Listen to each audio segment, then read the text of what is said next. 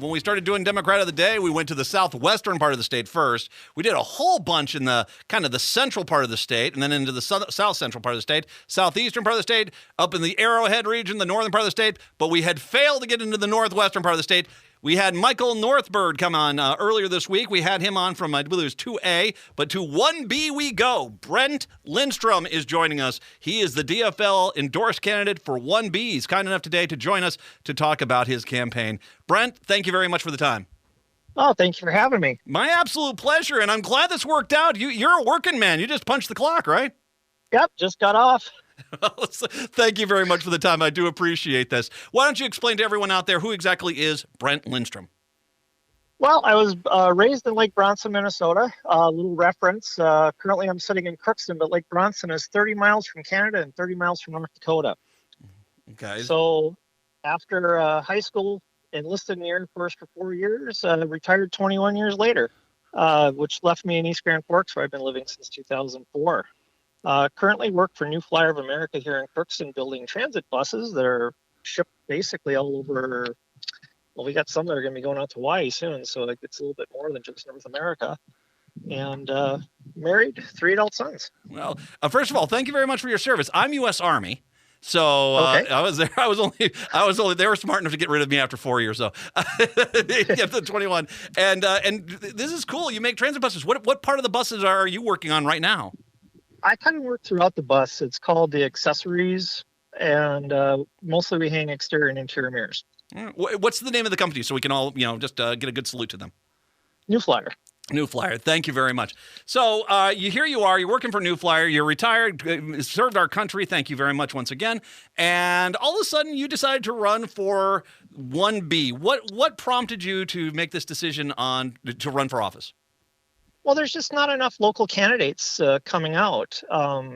We just have the status quo to just vote for the incumbents. And if it's either city council or local state house, even county commissioner, it's pretty much just the same people. The incumbents just keep filing and nobody runs against them. So I felt that it was my duty to continue to serve, and I threw my hat in the ring. It is interesting, as a lot of the people that run, especially in outstate Minnesota, are generally people that have their own business, whether they're like a lawyer or they have their own, they have their own architect firm or something like that. They're a doctor or something. They have that can control this. We don't have a lot of people, even in the metro area, that are punching a clock and decide, you know what, I'm going to run for office. I think that brings a lot to the table. Well, the House is a representative of the people that live in Minnesota and vote in Minnesota and pay their taxes in Minnesota. While in the Air Force, one of the core values that the Air Force tries to instill in people, and it turned out it worked pretty well for me, was service before self. And that's where I'm looking at. I might have grown up on a beef and small grain farm in northern Minnesota, but while in the military, I spent multiple years in Europe. I deployed several times into Middle Eastern countries supporting multiple operations since 1991. And I had to negotiate with local host nations a lot of times to get communication set up for our base and just to keep things moving on the base. So it's difficult, but you have to get through it. You have to figure out ways to cut through the red tape and get to the bottom line. And that's where that's kind of what I'm thinking. It's like, with all the gridlock that seems to be going down and all the posturing down in St. Paul, I'm like, okay, I've done this. I started an entire youth lacrosse program. My kids played hockey and lacrosse. So here in Grand Forks, we started a youth lacrosse program that for the first 3 years, as I tell people, it was like pushing rope. But we got some more people involved, and we continued to break down the barriers. We cut the red tape, and this year we had great success. We had teams that 4 traveling teams, actually 5 traveling teams, and some in-house programming. We had about 130 kids playing. So that's huge. Actually, that's actually very impressive. Oh, it's awesome, and the teams have become very successful. But going through that, going through getting my college degree when I was older, after I retired from the Air Force, it just I just felt like I woke up and was able to work through some of these things and negotiate with people and make headway. So I figured when some opportunities came up in the political world, I thought I'd jump on it. Why don't you describe to everyone what where exactly 1B is in the state of Minnesota here? Well, 1B is all of Polk County, all of Red Lake County, and most of Pennington County, not including the city of Thief River Falls. So we are pretty much, Polk County runs along the Highway 2 corridor from North Dakota about an hour and 20 minutes to the east. That goes out just past Boston. So it's a little bit west of Bemidji. And then, like I said, it goes from East Grand Forks through Crookston, up through Foss, and then up toward the Thief River area. Obviously, I think what is great to talk to people around the state is we are getting such a great litany of issues, which I don't think get a lot of press at all down here in the metro area. What issues do you feel are the most important ones that you would like to address in 1B? Well, the main thing I look up here is the small towns. Even the East Grand Forks and the Crookstons, compared to the metro, they're small towns. But I want a strong local economy. Like where I work, across the street from where I work is an American Crystal Sugar Beet Factory. Up the road, we have DigiKey is up in Thief River, not in my district, but I'm just talking about the region up here. North of that is Central Boilers, outdoor heating stoves, Polaris, obviously, in Roseau, and Marvin Windows in Warroad. And a branch of our bus company is up in Pembina, North Dakota. So strong economies are really important up here, which gives people the freedom to work for jobs that pay for wages. They can work toward a secure retirement, have good access to affordable health care, clean environments. And what we're working on real hard is keeping the same quality of education that the metro area schools get. So those are the things that I want to build on to make people want to continue to live here, if not even move here, to experience the quality of life up here. What is we've been having this great discussion with a lot of candidates who are running in outstate districts about broadband. What is the broadband situation currently in 1B? Because as you talked about this business expansion, that's as important as roads, as telephone lines. Broadband is having that ability to be able to go out and sell a community, even a small community, and saying, "Hey, we got broadband here. You can move that. We've got a workforce ready to go. We got the facility ready to go." Talk about that. Where is 1B with broadband, and are you looking to get that expanded out as fast as possible? Well, of course we want to expand it out. I haven't really talked to any of the communications folks around here, but just from my own perspective, in the East Grand Forks area, which our communications company that we are subscribed to, they have some outstanding internet capabilities. They're burying more fiber all the time around here, connecting the towns. Pretty much you can't go along one of the major trunk highways without seeing one of the plows that's burying fiber. So it's expanding up here. My wife works from home, and she has no problems connecting with her firm that's more south central Minnesota. So I don't, maybe out, in the really rural areas, it might be a little bit more difficult. But I've seen a lot of the homes have satellite broadband along with satellite TV. So we're getting it done mostly, and it's pretty affordable too.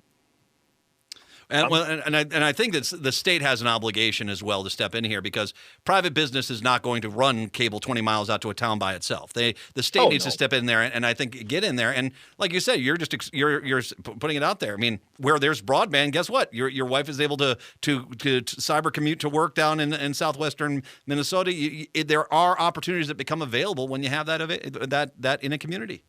Absolutely. So you brought up the schools earlier, and I think this is another issue we've talked quite a bit about. There has been a tremendous failure by the folks in St. Paul to address the inequities in our school funding situations. The mandates that get handed down to the rural schools can nearly bankrupt a school district, and that's it. That obviously is not something we can afford to have happen. Talk a little bit more about that. Where would you like to address it? Because, I mean, clearly this is a major problem that has not been dealt with in St. Paul. Well, that's the thing that I'm not completely up to date on all the tax brackets and who gets taxed what and at what rates. But the bottom line is when I get to go to St. Paul, I want to look at the whole picture, talk to the people that do know about all this, educate myself, and then try to find the most sustainable way that we can continue to fund education the way it should be funded, not what the state piecemeals out or supplemental spending bills like were proposed on both sides of the aisle this year.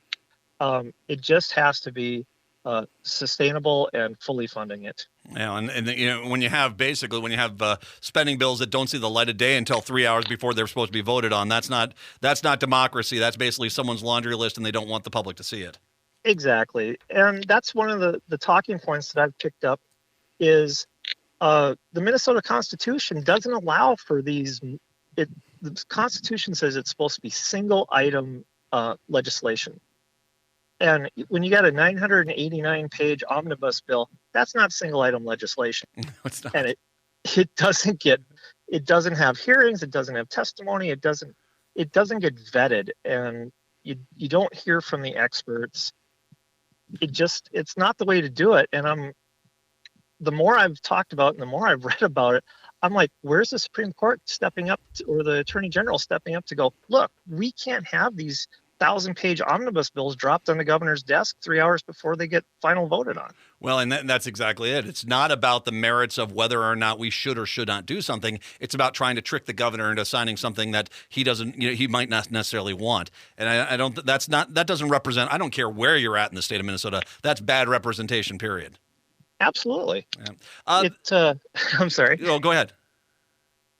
No, the things that get snuck through. Yes, there was a lot of stuff in the omnibus that Governor Dayton had asked for, and there's a lot of stuff in the omnibus bills that the Republicans are pushing, but it just too many poison pills, and you gotta veto the good to stop the poison pills. And unwillingness to do anything really outside of minimals for the other side of the aisle. So, we need to get some solutions here, not more problems. What has surprised you as you started running here? What has been some of the eye-opening moments that you've had? Well, as my name has got out there, as we've gotten to more events and especially more parades, it's so many progressives are coming out of the woodwork that want Democrats back in the office representing the region. There's been a lot of talk about the Earl Rubin divide myth, and I'm finding I was a proponent of perpetuating the myth, but what I'm finding, the people up here want exactly the same things that people down in the metro want. They want education, they want health care, they want a government that works. That's the fun part of this whole campaign, has been finding all the good in people that really is coming out. We're at the point here, Brent, where I make the plea to everyone. If you're listening in the metro area, we have a lot of great Democrats who are running in the Twin Cities, in a lot of great districts, which for the most part are relatively safe districts. Doesn't mean we don't want you to help your local Democrat. By all means, please do. Help your local Democrat. But one thing that should be a priority for all Democrats, if you really want to see a blue wave this year, you need to get out of the metro area and help Democrats in rural districts, in Republican-held districts, help them with door knocking. Are you doing any parades this weekend? Yes, actually tomorrow morning at 11 o'clock in Red Lake Falls Summerfest. Oh, okay. Red Lake Falls Summerfest. If you want to make the trip, is there still volunteer opportunities if someone can get up there? Absolutely. Okay, so there's that weekend. Imagine there's going to be a few other weekends with parades coming up here and through August. People, just what I want you to do is go up to the 1B district, Grand Forks area, East Grand Forks area on the Minnesota side. A lot of great country, a lot of beautiful country out there. They need help with door knocking, especially. Door knocking is key when it comes to overturning a Republican in a district, getting out there and talking to the people. And as you heard Brent just say, a lot of people are coming out of the woodwork. There's a lot of progressives and Democrats out there that are sick of this, and they're now coming out and they're fighting back. We need volunteers. We need donations. I'm going to drive you here to Brent's website. It's BrentLindstrom.org. Brent, B-R-E-N-T, Lindstrom, Lindstrom.org. Go there. I presume there's ways for people to get in touch with you to find out how they can volunteer, how they can donate. Absolutely. Big red donate button on the top right side of the page, and you can contact me through the website or info@BrentLindstrom.org. Brent, I all my best up there. This would be a phenomenal district, and I think it is a district that we can win, and I think you're a great candidate. Thank you very much for the time. I'll let you just got off work. It's a Friday night. I'll let you get home there. Thank you very much. I appreciate the time today. All right, Matt. Thank you so much for having me on. My pleasure. Brent Lindstrom, 1B, a solid DFLer up there in the northwestern part of the state. People, you got to go out there and help these candidates. These districts are huge. There are so many communities out there. They need people that are going to go door knock. And the reality is Republicans have been able to hold these districts because they haven't been challenged. That is the reality. They haven't been challenged. And if we get a good crew of Democrats up to 1B, knocking on doors, hitting that entire district, and every community in that district gets door knockers from the DFL saying, you know what, we want to help. And we want you to understand, we're not for torpedoing the ag economy. We're for broadband and for education and healthcare and good jobs. Well, that's a message that resonates. Democrat, farm, labor. It's in the title. Go out there, help them out. BrentLindstrom.org.